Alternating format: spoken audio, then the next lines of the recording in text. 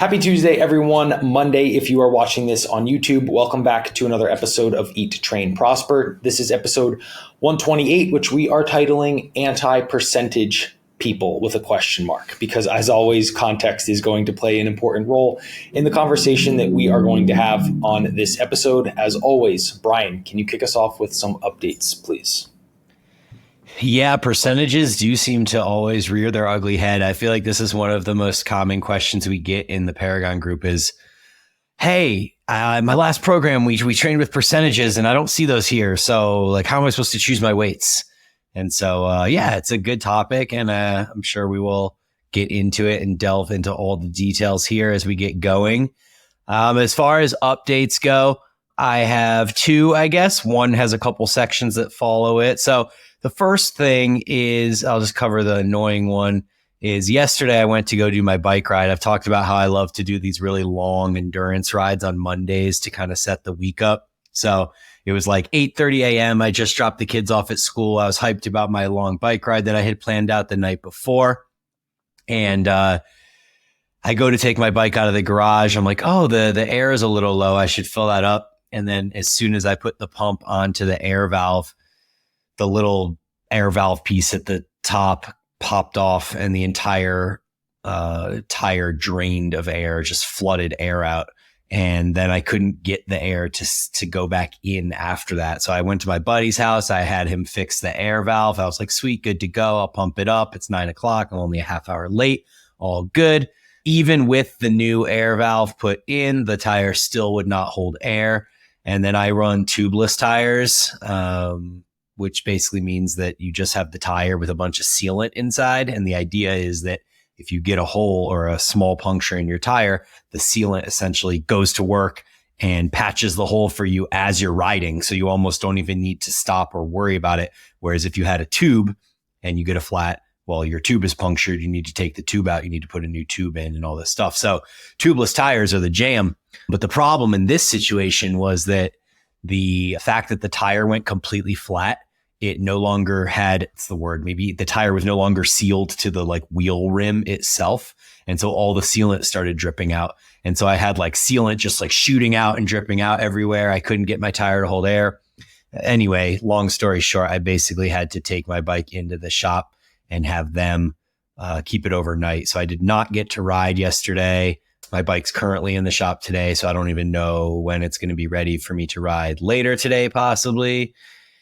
So I just lifted yesterday, which was great. And that actually kind of leads me into my next topic, which was that just in the last few days, since we had our prior episode of ETP, I have began to get extremely lean.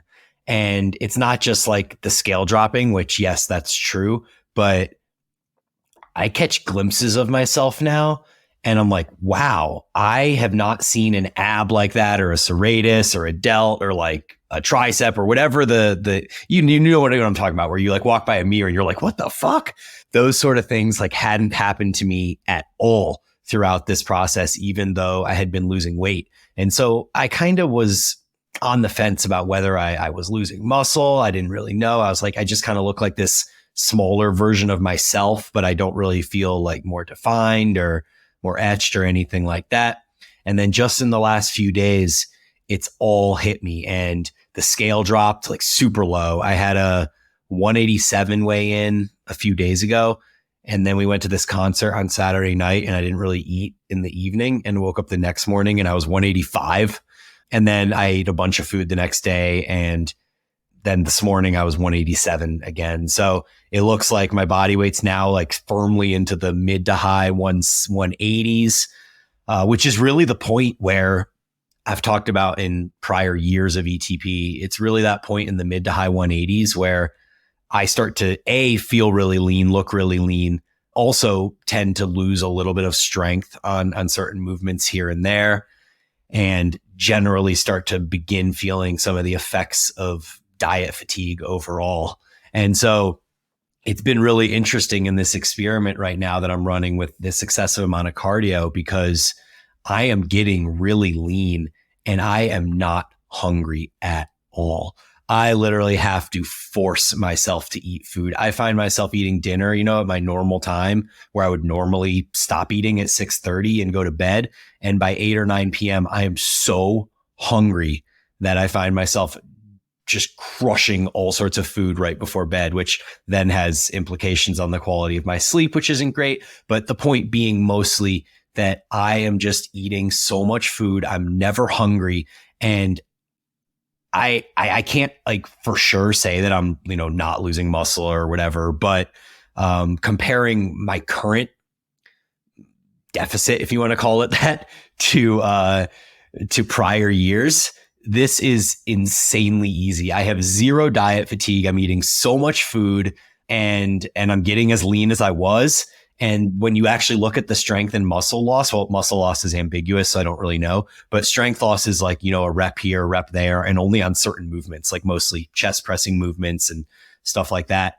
But a lot of other movements are still progressing, like leg curls, pull downs, things like that. And so ultimately, when I reflect on what it feels like being at 187 right now versus what it feels like being at 187 when I'm dieting to do it, I don't feel like I'm dieting. I feel like I'm in a surplus and yet I'm losing weight. And so this has been, man, I like don't even know what to think of it because my advice has been 100% counter to this for years and years and years. It's, don't overdo the cardio. Make sure that you're doing it via like steps, something you can control. Make sure that you're, monitoring calories and body weight on scales and protein intake and all of these different things because everything matters. And it's not that I think that things don't matter now. It's just I'm really wrapping my head around this and trying to figure it out. And I understand it's an N of one and this probably may or may not work with other people.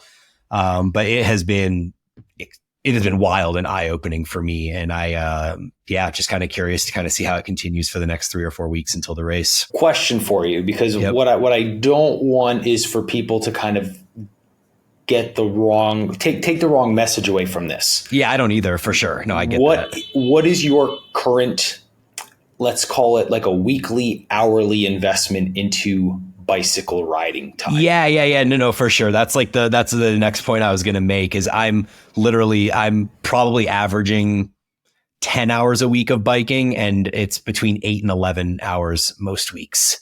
And so, yeah, it's not something that most people are going to be like, well, I'll just do cardio and eat a bunch of food and I'll lose weight like Bryan does. Like it really is a balance of life. And so when you're struck with this choice of a normal person who works a normal job and has normal things that they need to take care of on a daily basis, the idea of trying to fit in 10 hours of cardio on top of 4 hours of lifting in a week, it's like half of a full-time job. And so, yeah, I mean, that's obviously a really good point.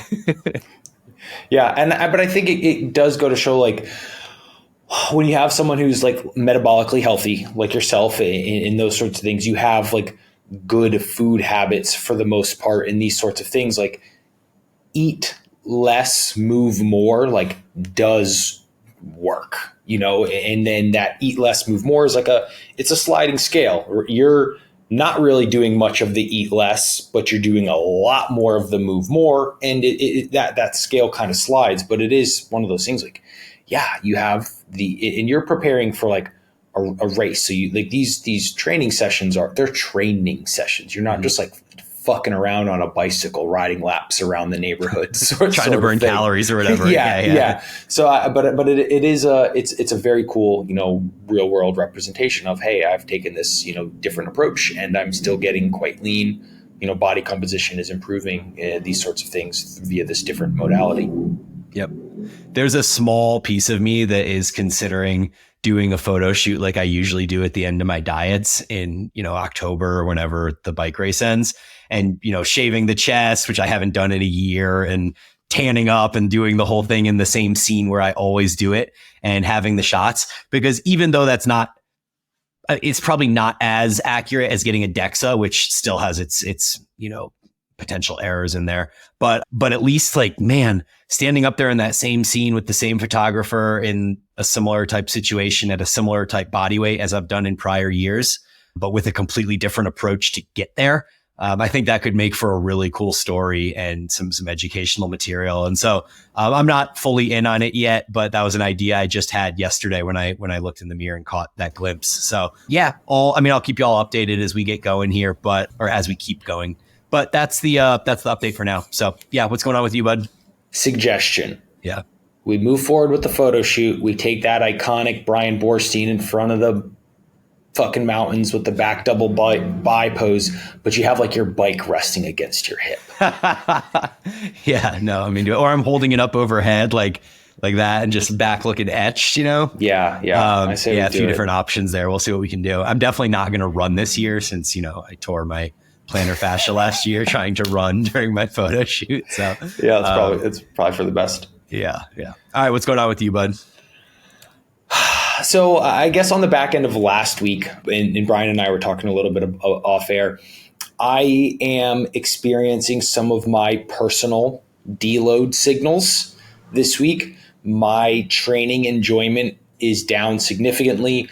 However, I think there's a few variables on this one. A couple of the guys went back to Australia because they are in the final weeks before their shows who are competing. So training camp has been reduced from consistent 3 or 4 individuals to just now me. Jackson is in Singapore kicking off the first leg of his he's doing an Asia seminar tour sort of thing. So he's on his first leg of that. So I'm riding solo for a bit, and these are, I put on my story today, like the misery of the training sessions, because they're so grueling. Like the more people you have, you're like dividing the misery by the number of people. And like when you're dividing by one, it's fucking sucks. It's one. It's one. Yeah.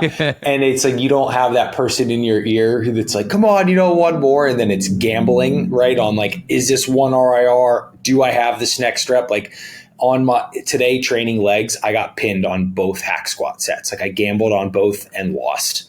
And it's just, it's a tough training session solo. And like I said, some of my deload signals are starting to go. Like my enjoyment in training is down a little bit. I feel it, energy levels. And from my own kind of subjective, personal experience, I'm still a little bit fatter than when these sorts of signals will start to show up. So I'm probably going to wait till like the next lower, like tomorrow's a rest day, which is nice. And then maybe back off some things a little bit, reduce some of the intensity techniques, those sorts of things. I want to get a couple days without caffeine to see how I feel there, and then reassess. Cool. One of the questions I didn't get to ask in the training camp episode last week that I think is relevant now is, what is the general viewpoint on deloads or recovery weeks within the training camp crew? Given that, you have a mix of enhanced and non-enhanced people, and then we have the heels of this deload study that you and I kind of discussed a couple episodes ago. But what's the general view on that? Yeah, I think it's a little bit more individual, right? So I think with the type of crew environment, it's a little bit more of err on the side of flying closer to the sun as opposed to not. But some of the guys are, like I said, I think at this point, one of the guys, he's 2 weeks out, maybe potentially even closer from his first show. So being like auto-regulation and being smart in there, knowing with like limitations or maybe previous injuries and those sorts of things. So it was a little bit auto-regulatory, but that's kind of it. Like when you're beating up, like calling it on yourself a little bit, or sometimes someone would like, hey, I'm too beat up for legs today. Like I'm going to push them till tomorrow sort of thing. And it was a very individual approach. Cool.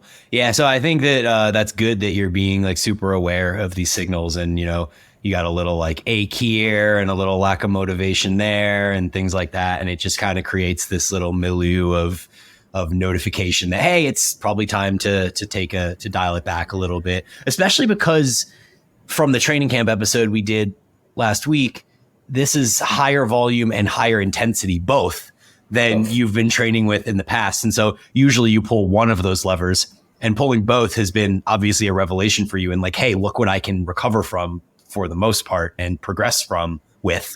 But yeah, I mean, eventually I guess shit hits the fan, and, you have to be aware of that. Yeah. And I would say I'm approaching, I think, week 9 of or in week 9 of like the ramp up in training and intensity and that sort of thing, coupled with week 8, I believe, in a calorie deficit too. So it is potential like or what's the word I'm looking for, like correlative of that timing sort of thing. So I'm just going to be a little bit more, I guess, playing it safe sort of thing. And kind of what we talked about a number of episodes back now. I wish I could remember which one.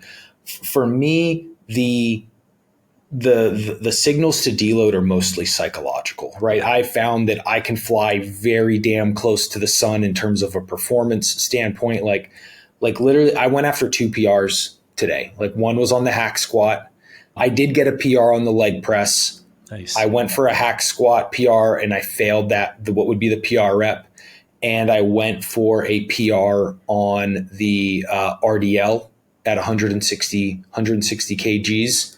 And I failed the 9th rep there. So like performance is still there, but like, I mean, fucking hell, did I not want to be in there training today? Yeah, we've talked about the psychological need to deload outweighing the physiological in almost all cases, which is interesting because at this point with all of the activity I'm doing and the 14 hours a week of training or whatever it was we decided I'm doing, it continues to be psychological. So even though I'm putting my body under all of this additional stress, it's still like, hey, I am just really beat up right now emotionally or psychologically, and I don't want to do this session more than I can't do the session. And I guess at some point, if you keep pushing through those psychological barriers, eventually it becomes physiological. But if you're, on point and aware, self-aware, then noting the psychological limitations, I think can keep you from reaching the physiological ones.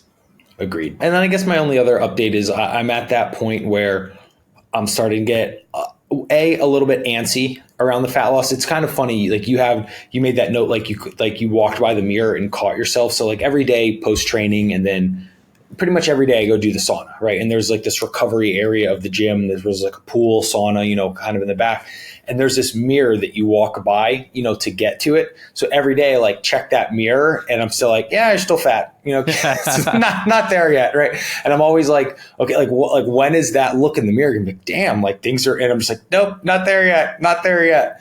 So I am getting like a little bit impatient, but then the fear is starting to build. Like, is this going to be better? Like has it happened where like I'm past my prime and I'm grasping for straws that are no longer there? Like that kind of, what's the word I want to use? Like, I guess potentially like insecurity, or fear of like, I have this big goal that I've been grinding for, all year long. Like, am I going to be able to make it happen? Is it not in the cards? So like that's there a little bit for me. I do subjectively feel significantly more, muscular and leaner at 207 than I've ever been. However, I'm just, fearful that that's just wishful thinking sort of thing. So I am kind of in that purgatory phase, and I need a couple more weeks of the fat loss to really feel confident, like we're in, brand new territory or we're not sort of thing. Yeah. I was actually going to say that I think you ended your last bulk prior to this one at like 207, didn't you? 207, exactly. Yep. Yeah. So where you are right now after losing 12 pounds, were you 219 at one point? 217 was the peak. So 10 pounds. Yeah. I mean, the picture you posted on your story yesterday of you at 217 and you at 207, it's significant. I mean, you can see big differences there. And I'm sure you've done this. I haven't seen your 207 last bulk to your 207 right now. And obviously it may look different because there you're at peak bulk at 207 and here you're 207 on the way down. So there could be some kind of ambiguity there as well. But like from what I can recollect in my brain, which who knows how accurate this is, but it seems to me like you're a leaner 207 now than you've ever been. I do feel that way. I have that photo. I should put them up, but I remember that week when that bulk was like shifting. I remember being like, when I was working with Jason Theobald at the time, I remember being like, I feel sloppy like that. I remember like using the term, like, I feel sloppy here. And I do subjectively feel significantly better from a physique standpoint at this 207 versus, which would be 2021. at 207. Cool. Well, that's awesome. I mean, I think you should put the picture up, and honestly, like, it's likely that you did exceed your last, period from a year or two ago or whenever that was. But yeah, time will tell, man. Just keep at it. Stay focused. Time will tell. Exactly. Cool. Well, what if we jump into the topic? Let's do it. So I'll kind of stack it up a little bit. So during last week's episode, it came up briefly, and we're like, this is a really great episode that we should tee up. I know I have a lot of my own personal subjective dislikes for percentage-based programming, but Bryan, as always, has thought very far and wide, covering the various aspects. The one thing I will say, I guess, to start this episode off is a lot of the standpoints we will make are going to be from a hypertrophy focused, standpoint, which is obviously the majority of what we talk about here at Eat, Train, Prosper. I think for strength, purely strength, outcomes and goals, the percentage-based approach does have a significantly higher utility. And I did just want to get that out of the way before we end up super deep into the episode without giving that kind of disclaimer. Yeah, I agree. But I do think that at the end of the day, whether it's hypertrophy or strength, there's a component of individual versus group programming that I think really overrides the entire question of whether you should use percentages or not. And I mean, there's so many rabbit holes that we can go down here. But when you have an individual who has a coach who knows that individual inside and out because they're their coach, they know what a likely number of reps that this athlete is going to achieve at a given percentage of their 1 rep max.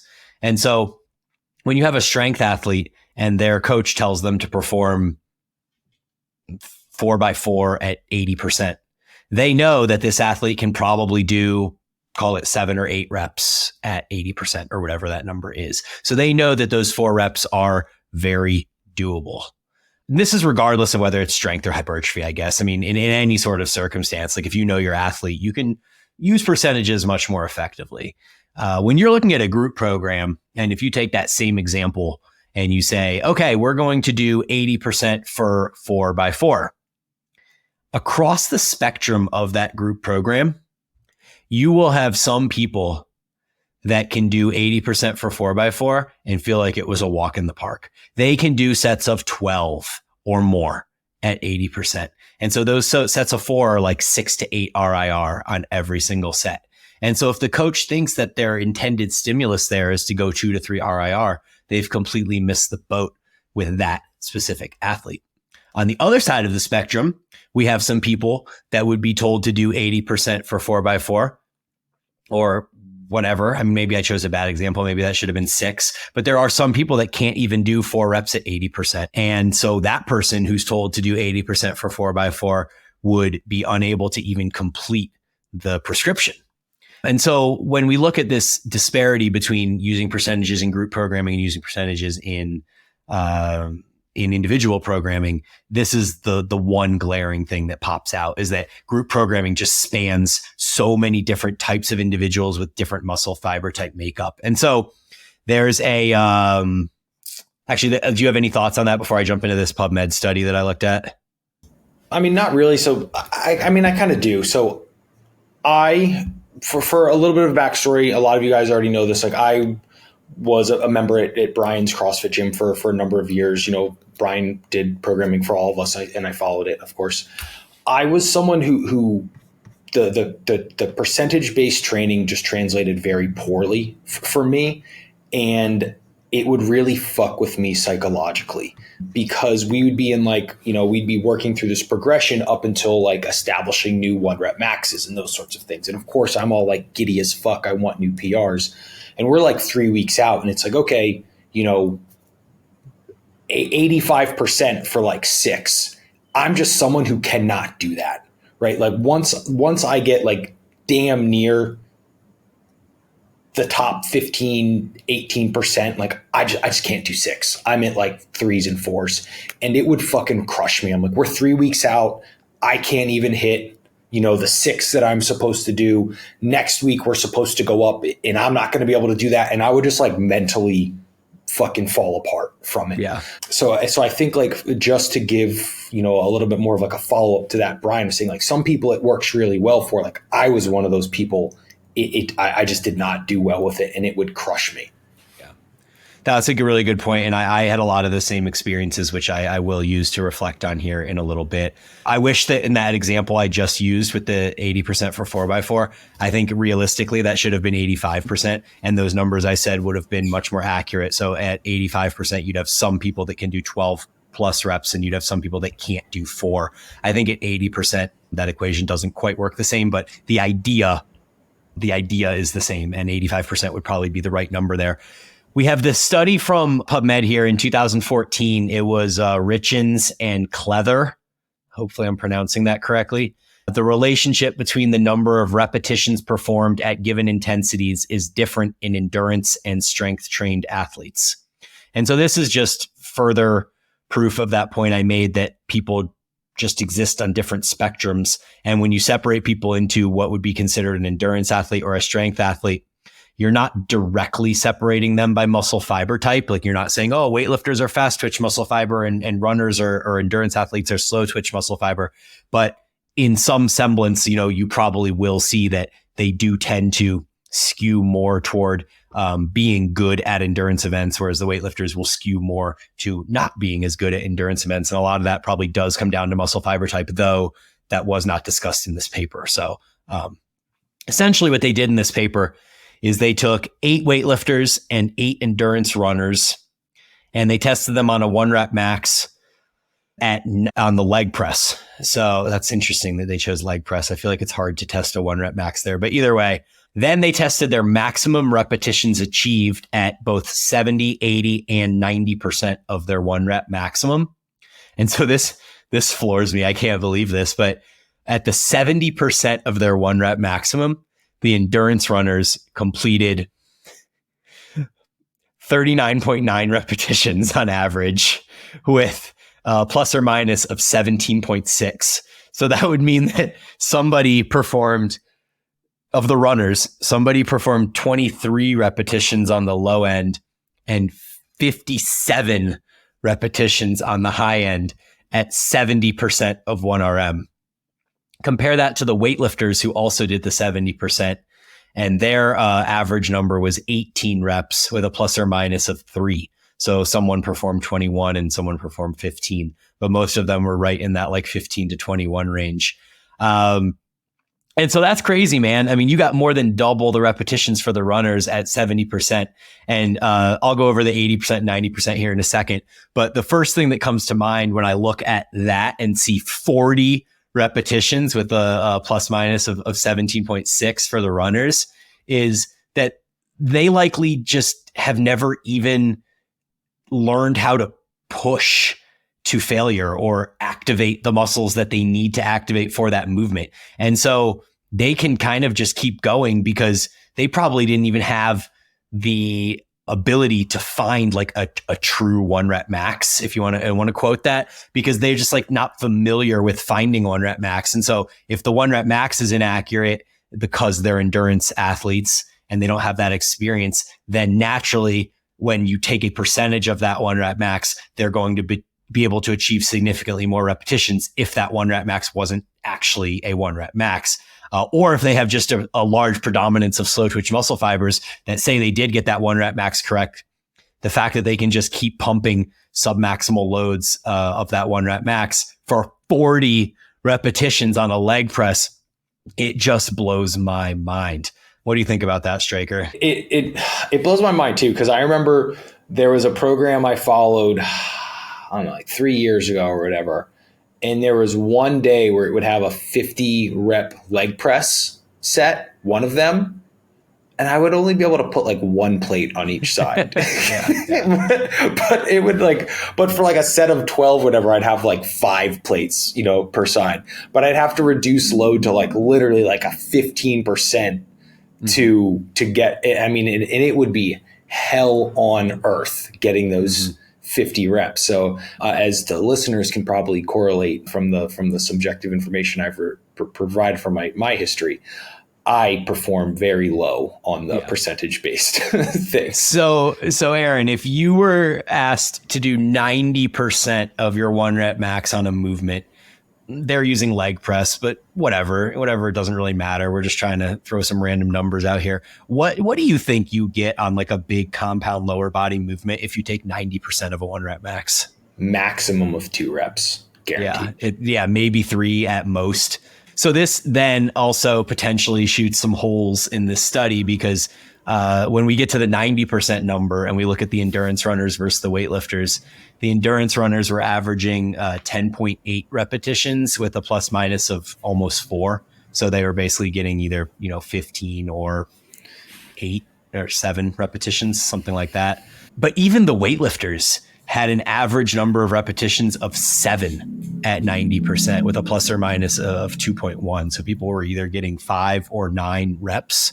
But Aaron and I both just stated that 90% for us would be like 2 or 3 reps. And so even on the lower end of these people that were doing 5, 6, or 7 reps for the weightlifters, they would still be above where we are. And these endurance athletes doing almost 11 reps on average at 90%.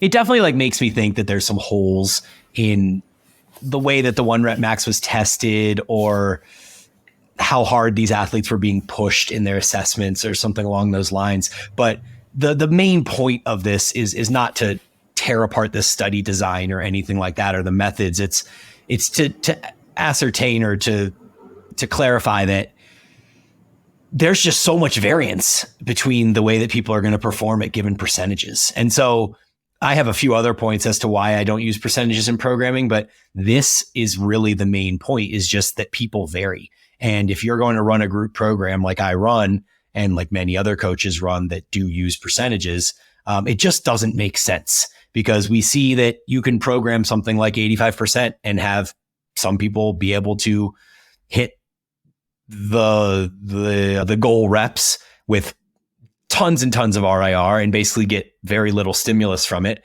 And you have other people that can't even do the lower end of the prescription, like that example I used of 85% for 4x4. Some people will do that without any issue at all and feel like they didn't get a workout in, and other people will be unable to complete the task at all. And so at some level, like if you're a coach programming with percentages and you put this out to your group program, like, what do you say when people respond and they're like, hey, I couldn't do this? Or someone's like, hey, I did this and it was really easy. To me, it doesn't make any logical sense when you look at the quality of programming overall. Yeah, it kind of leads me to one of the points that I wrote down is when you're taking a percentage-based approach, like larger assumptions need to be made. And typically when we have like more assumptions, we have like less context provided, which lends itself to the scenario you just described of you have clients saying like, hey, I did 12 reps. It was really easy. And then someone else saying like, I only did 4 and thought my legs were going to fall off, sort of thing.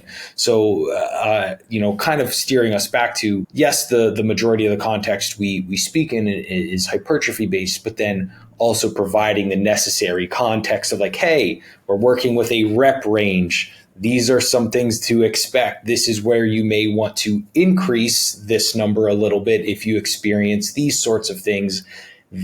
Conversely, this is where you may want to decrease some things if this is what you're experiencing, so that you can, provide the lifter a little bit of extra education so that they can auto-regulate themselves into the desired stimulus for the week of the program, etc.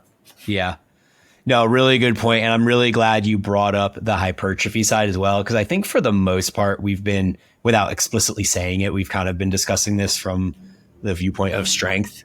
But hypertrophy, like, I do think there's some value in using percentages and Backoff work in hypertrophy. And so an example of this that I tend to use quite a bit when I'm programming is over the course of 2 to 3 sets, build to a top set of 12 reps, something like that. 12 reps at 1 to 2 RIR. That would be a great hypertrophy number. You are getting a lot of stimulus for whatever musculature you're targeting. And then I will say something like, rest 2 to 3 minutes after you find your top weight and take 80% of that top weight and perform 3 sets of 6 to 8 to 2 RIR.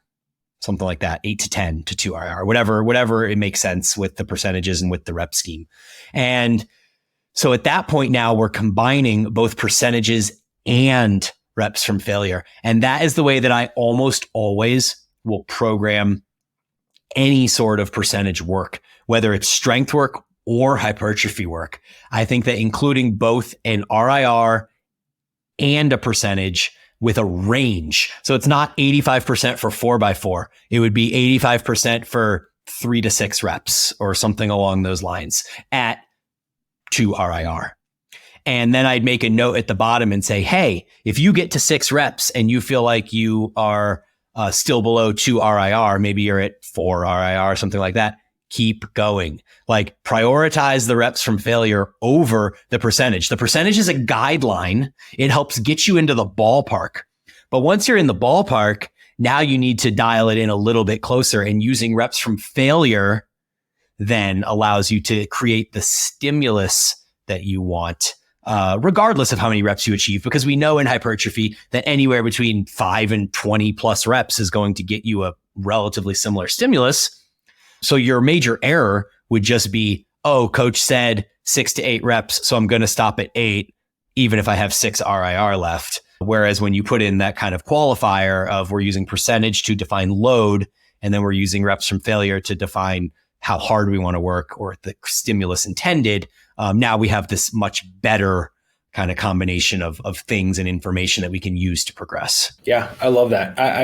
I would say the only time I really will use percentages is very, similar to what you said with a Backoff set. And because I'm such a big fan of repeating workouts like week over week, I really like use, like we're going to perform our Backoff at 75%. Let's say week 1, use 75% to establish like a load, and then your performance at that load is going to dictate what you choose for week 2 sort of thing. So let's say 75% is 100 pounds and we want to perform, 10 to 12 reps on the Backoff. If you only get 7 reps on the Backoff, you need to reduce load to get you into the rep range for, week 3. Conversely, if you perform 14 reps, you need to increase load, in week 2 so that we can get you back into the rep range sort of thing. So it's helping, like you said, get you in the ballpark, and then you're going to leverage a predefined RIR or a performance-based metric to help you further make decisions in the coming weeks. Yeah. No, I love that. And I'll also another way that percentages get included is I may say things like, once we establish our working weight in week 1 or deload week or whatever it is, I might say hey, increase 2% this week or 3% this week or something like that.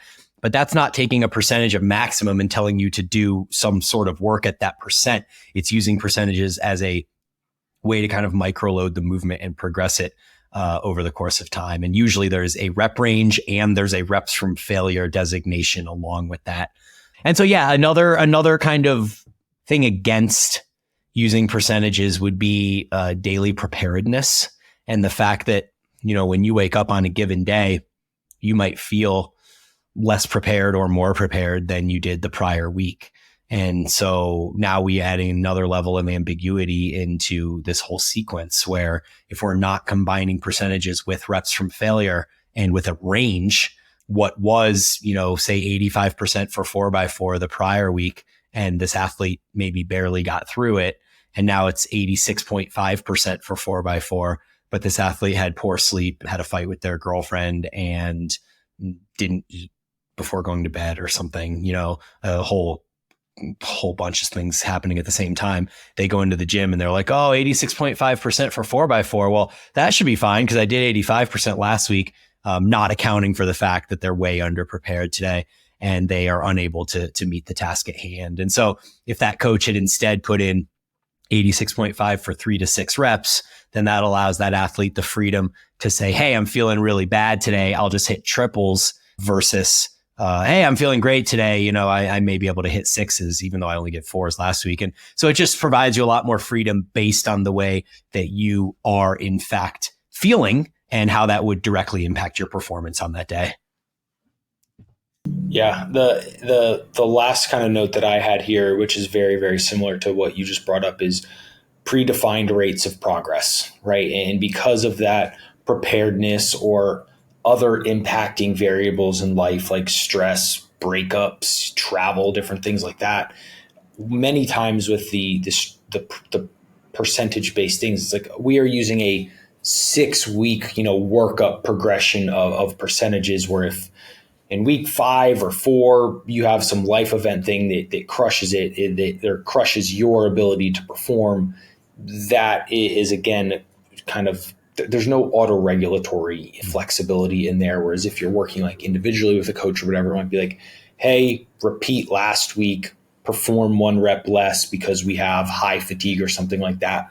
We'll extend the working number of weeks of the program, et cetera, et cetera. So that's just another one that I see very commonly will come up. I've had that question before where someone's like, hey, I'm on a 6-week strength program. Week 4, I was traveling and I didn't get to do my squat day. Should I just jump into like week 5, Right. sort of thing? I'm like, no, do not do that. So. Yeah, one of the things we always say is that programming is like chapters in a book. And I'll give credit to Erin Johnson. She's our Facebook admin amongst a number of other things at Paragon, but she came up with that kind of analogy or metaphor for the way that programming goes. And now whenever people ask that question, and we don't even use percentages, but the same holds true. It's like, we use an RIR progression or whatever. There's some built-in progression week to week. And so, yeah, people will be like, oh, I missed week 4. I was on vacation, so I'm coming back. Should I just pick up with week 5? Or even worse, it's like, oh, I missed deload week. Should I just jump into week 1? And we're like, chapters of a book. Like sometimes you just really need to stay in order so that you can make sure you don't miss the information and the stimulus and things like that. And it becomes even more significant when it is percentage based because you don't have that buffer for daily preparedness with RIR and things like that. And so, yeah, I think that's a really, really good point. Another one I'll bring up too is that a lot of times with percentage work, especially with the people that the percentages are over programmed. So say you take that 85% for 4x4 guy who can barely complete the 4x4. A lot of times you end up seeing that person hitting a bunch of failed reps. And so now we're not just talking about the increased level of fatigue from barely being able to make the protocol at hand, but you're potentially failing a bunch of reps, which is taking you deeper and deeper into the fatigue cave, also reinforcing bad habits. So that's one of the really big things that comes with failure is that you're so close to failure or at failure that there's all these compensatory mechanisms where different muscles are coming in to take over, different compensation patterns. And so now we're actually training our body to do the wrong stuff. My basketball coach years and years ago, and it's always stuck with me, he was like, practice doesn't make perfect. Perfect practice makes perfect. And bad practice makes bad habits permanent. And so I think that's just, it's so beautiful on so many levels and has so much application to strength sport as well. And, we really want to be reinforcing the movement pattern that is best for us, whether our pursuit is strength and that movement pattern requires certain central nervous system responses at certain times and certain speed and et cetera, or it's hypertrophy. And we want to make sure that we're targeting a specific muscle, like we're doing a bench press and we want our chest to be doing the work and not as much the triceps and the front delts. When we get close to failure, we don't have a choice. Studies have shown this, that as you get close to failure or you fail, that these other muscles just come in to do the work because you have to lift the weight up. You're basically in a fight or flight response. And so your body's going to bring all of its resources together to get that weight up. And this is just another factor of this whole presentation of percentages where so many things can go wrong and it takes a lot for everything to go right. And that's why I think that really, to tie a bow on the conversation from earlier is, individual programming with a coach that really knows you as an athlete, there is good use case for percentage work there. And tons and tons and tons of strength athletes and coaches have had really, really good success using this approach.